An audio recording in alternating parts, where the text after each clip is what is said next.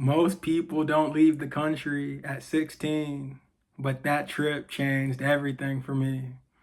At the moment, I had never really been out the country, and we had to choose a place to go for my junior year experience.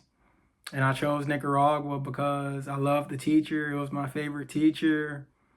And I was fluent in Spanish. So I was like, yeah, I want to connect with the people and just have a great vibe. So let's just hit that. So yeah, I choose Nicaragua, and I ended up going with a bunch of my friends as well. So that was awesome. And we just went to about 3 to 4 different cities. It was about a 3 to 4 week trip. And we just visited different cities in the mountains, at the beach, Granada, the main city. And yeah, it was like my first time that I had like a real sense of freedom. And that's why I went, because the teacher, he just gave us so much freedom. And yeah, so we were like going out and just partying, and just, that wasn't the main reason we went, but we did get a chance to do that. But I realized not all freedom and fun is good. So my homie, let's just call him Kevin for this video. He's my homie. We play football together, and he always does drugs. Like, he's a druggie. He always smokes weed, always does acid. At this time, I'm sober. As a gopher, I don't do none of that. But my boy Kevin, everywhere we went, always, like, the museums, everywhere, always before the football games, puffing. And so in Nicaragua, of course, like, he's gonna stick to his philosophy, and I don't judge at all. But one time we were going to a restaurant as a group. There was about 12 of us and about 2 or 3 teachers, 2 teachers from the school, and like 1 extra add-on. And so, yeah, so we go to the restaurant, and I see Kevin, and yeah, I see Kevin, and he's looking like very like puzzled. Like, I can just tell something's kind of up. Like, I didn't know if it was the drugs, but I just knew like something wasn't right.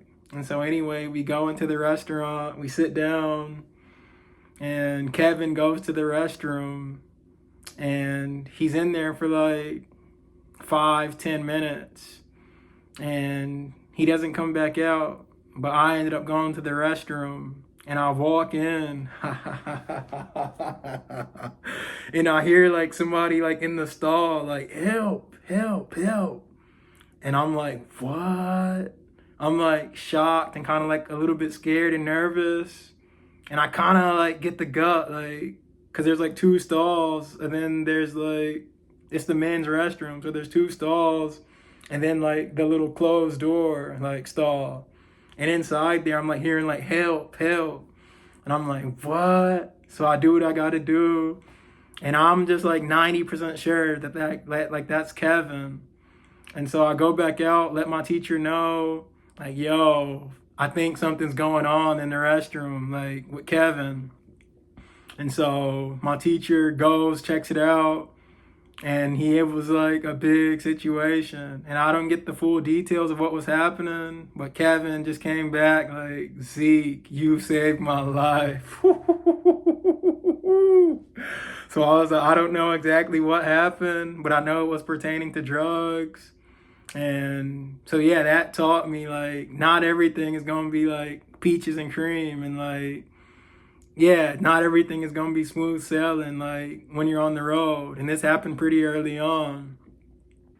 And so yeah, the original reason we were going down was to build a school up in the mountains. So I got a chance to build a school and just help teach Spanish to the young children up in the mountains.